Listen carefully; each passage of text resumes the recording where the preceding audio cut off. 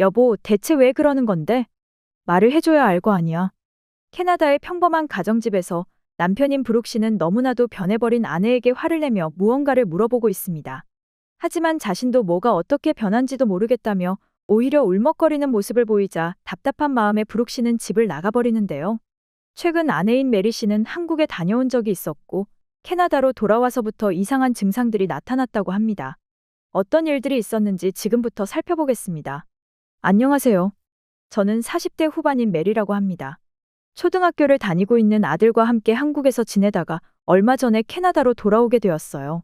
한국에서 보낸 3년이라는 시간은 길다면 길다고 생각할 수는 있겠지만 저에게 있어서는 순식간에 지나간 것만 같았어요. 처음 해외 생활이었고 그만큼 바쁘게 정신없이 지내다 보니 시간이 빠르게 지나간 것 마냥 느껴진 거겠죠. 그리고 캐나다로 돌아온 지금은 1년 전보다 남편과의 사이가 더욱 좋아졌습니다. 사실 한국으로 가기 전에는 남편과 사이가 그다지 좋지는 않았어요. 남들이 보기에는 단란하며 화목하게는 보였겠지만 저 나름대로 캐나다 사람으로 살아가면서 고충이 꽤나 있었습니다. 저는 아이를 낳고 나서부터 체력이 급격하게 안 좋아졌습니다. 다른 엄마들도 마찬가지겠지만 저 역시 안 아픈 곳이 없었고 하루 종일 집에서 아이를 보느라 저를 관리할 시간이 거의 없었죠. 캐나다에서는 마음에 맞는 어린이집을 찾기가 쉽지 않았어요. 사실 개인주의가 심한 서구권답게 한국처럼 원생들을 내 아이처럼 봐주는 곳은 정말 찾기 어렵습니다. 더군다나 하원하는 시간 또한 이른 시간인 곳이 많아서 저 스스로를 돌볼 수 있는 기회는 많지 않았어요. 그랬기에 한국으로 갈 수 있는 기회가 저에게 찾아왔을 때 저는 그토록 캐나다를 떠나고 싶어 했는지도 모르겠습니다. 지금도 제가 한국에 가게 된 상황이 모두 우연같이 느껴져요. 저희 부모님은 물론이고 하물며 제 남편도 내색하지는 않았지만 다른 유럽도 아니고 한국에 간다고 말을 꺼냈을 때 보였던 표정이 아직도 잊혀지지가 않네요. 최근 몇 년 동안 캐나다로 이민을 오는 아시아의 이민자들이 많이 늘어났어요. 그럼에도 제가 처음에 한국으로 간다고 주위 사람들에게 알렸을 땐 그야말로 대체 한국이라는 작은 나라에는 왜 가는지 도무지 이해를 하지 못하더라고요. 저 역시 처음부터 한국으로 가고 싶었던 건 아니었어요. 저는 영어 교사였습니다. 나름 가르치는 일에는 소질이 있었기에 어린 시절부터 교사가 꿈이었고 운이 좋게도 그 꿈을 어린 나이에 이루게 되었죠. 하지만 결혼을 하게 되며 아이를 출산하게 되자 저의 사회생활은 접어야만 했어요. 하지만 아이가 어느 정도 자라고 저 역시 바깥 활동을 하는 것이 좋았기 때문에 다시금 교단에 서볼까 하는 희망으로 초등학교 위주로 교사 취업을 알아봤습니다. 그러나 이제는 나이도 있고 경력이 단절되다 보니 제가 일할 수 있는 학교는 많지 않더라고요. 그래서 학원으로 눈을 돌리게 되었죠. 캐나다는 영어가 모국어이지만 프랑스어도 많이 쓰이는 나라입니다. 그래서 대부분의 국민들은 영어와 프랑스어 모두 할 줄 아는 사람들도 많죠. 반면에 프랑스어만 할 줄 알아서 영어를 배우고자 하는 사람들과 아시아에서 넘어온 이민자들로 인해 영어를 배우고자 하는 수요는 꾸준히 늘어만 가고 있었어요. 때마침 학원에서 근무하는 친구가 저에게 연락을 해왔어요. 학원에서 일해볼 생각이 있는지 물어보더군요. 저는 너무나도 좋았습니다. 육아를 하는 것도 좋지만 사회에서 저만의 역량을 발휘하며 사는 것도 저에게 있어서는 중요했거든요. 하지만 문제는 급여였어요. 교단에 섰던 경험은 있었지만 실제로 학원에서 일을 해본 적이 없었기 때문에 저에게 취업을 의뢰하는 학원 측에서는 보수를 낮게 불렀습니다. 저는 고민에 빠지게 되었어요. 일을 하는 것도 좋지만 제가 쌓아온 경력과 능력에 비해 낮은 급여는 쉽게 출근한다는 얘기를 못하겠더군요. 친구는 저에게 한 가지 솔깃한 이야기를 꺼냈습니다. 한국에도 자신이 소속된 학원의 계열사의 학원이 있는데 거기서 일하다 오는 게 어떻겠냐고 했어요. 급여도 캐나다보다 높고 경력도 쌓을 수 있어서 일석이조라고 하더군요. 하지만 저는 결혼한 상태였고 심지어 아이까지 있었죠. 쉽게 결정할 만한 문제가 아니었어요. 저는 남편과 상의를 했습니다. 만약에 한국으로 가게 되면 아이와 함께 갔다 와야 할 것 같다고 했죠. 아무래도 아이는 엄마와 함께 있는 게 아이에게도 좋으니까요. 남편은 제 꿈을 응원해줬어요. 평생 집에서 집안일만 하는 모습보다는 일할 수 있을 때까지 직장 생활을 하는 것이 더 나을 것 같다고 했죠. 그렇게 저희 한국행은 결정이 되었습니다. 아이는 다행히 학교에 갈 나이는 아니었기 때문에 한국의 어린이집에 맡겨놓고 출근을 하면 된다는 생각을 했죠.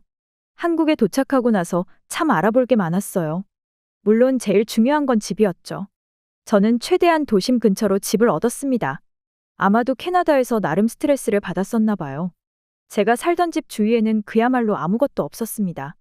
작은 마트에 가려고 해도 무조건 차로 30분 이상은 가야만 했죠. 그래서 한국에서 자리를 잡을 때 가장 먼저 신경 썼던 일은 바로 주거의 편리성이었어요. 그렇게 도심 근처에 있는 아파트를 얻고 단지 안에 있는 어린이집에 아이를 맡기게 되었습니다. 하지만 한국이라는 낯선 나라에서 살기 위해 적응을 한다는 건 참 힘든 일이었어요. 물론 기본적인 한국어는 할 줄은 알고 있었지만 의사소통이 원활하게 되지는 않았거든요. 그래도 다행이었던 것은 한국은 택배가 너무나도 빨랐다는 점이었어요. 솔직히 저만 있다면 대충 먹어도 되고 급한 게 아니라면 나중에 사도 될 물건이지만 아이와 함께 있기 때문에 아이 먹을 것이라던가 아이용품들을 빨리 구비를 해야만 했었죠. 한국은 그런 면에 있어서 너무나도 좋았어요. 거의 대부분은 오늘 주문한 물건은 내일 오는 식이었습니다. 처음 체험해보는 한국의 택배 시스템은 너무나도 좋았어요. 캐나다는 여러분들도 아시다시피 땅이 넓은 나라입니다. 기본 배송이 5일 정도 소요되고 만약 느려지게 되면 2주까지는 넉넉하게 생각하고 있어야 해요. 얼마 전에 재밌는 소식도 보게 되었는데요. 캐나다 토론토에 사는 한 남성이 8년 만에 택배를 배송받은 사연이었습니다.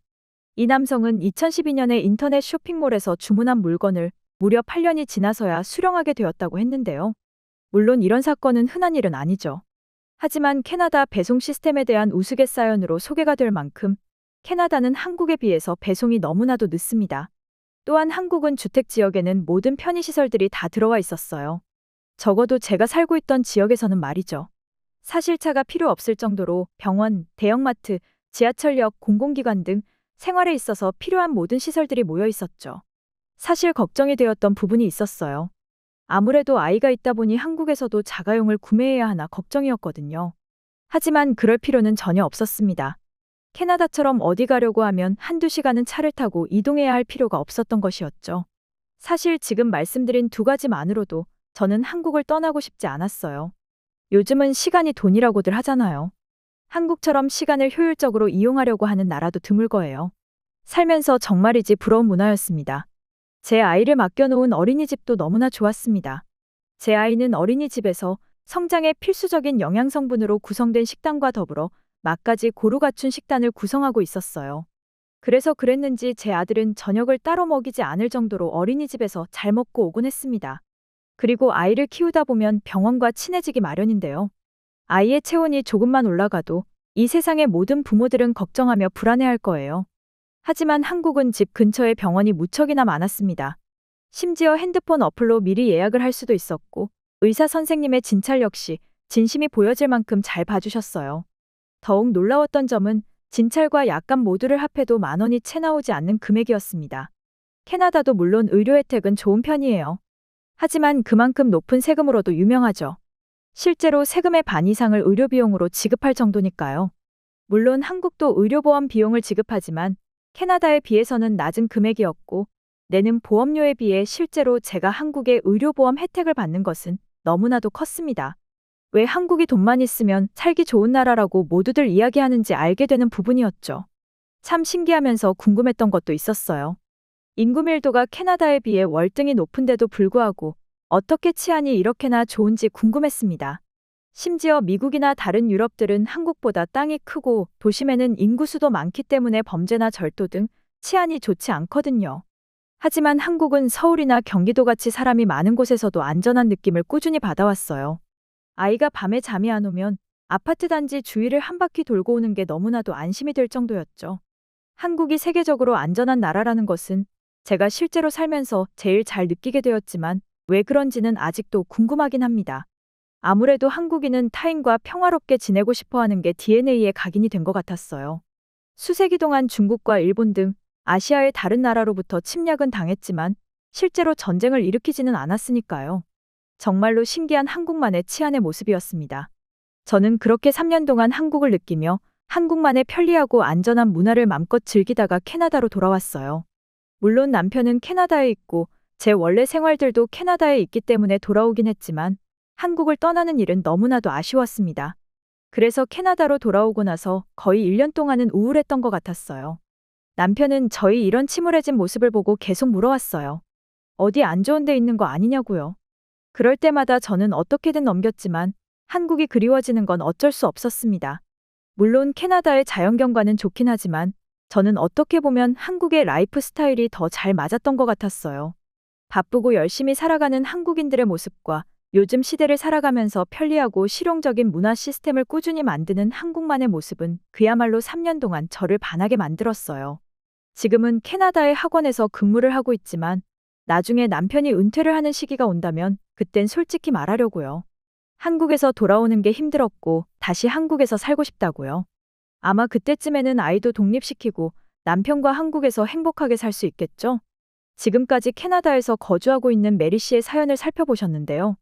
세계 다른 나라에서는 살아가는 데 있어 각각의 문화와 시스템이 있고 그 나라의 국민들은 그 시스템에 적응하며 살고 있습니다. 한국도 마찬가지일 텐데요. 한국에서 살면서 한국만의 편리함을 체험해본 외국인은 고국으로 돌아가기 싫을 정도로 잘 지내고 있다는 소식을 우리는 TV나 유튜브를 통해서 많이 보게 됩니다. 그만큼 한국이 다른 외국보다 살기 좋다는 말이 되기도 하는데요. 오늘 사연의 주인공 메리 씨도 한국에서 행복했던 것처럼 고국인 캐나다에서 건강하고 가족과 함께 행복하게 살길 바랍니다. 지금까지 시청해주셔서 진심으로 감사합니다. 구독과 좋아요는 채널을 운영하는 데 있어 큰 힘이 됩니다.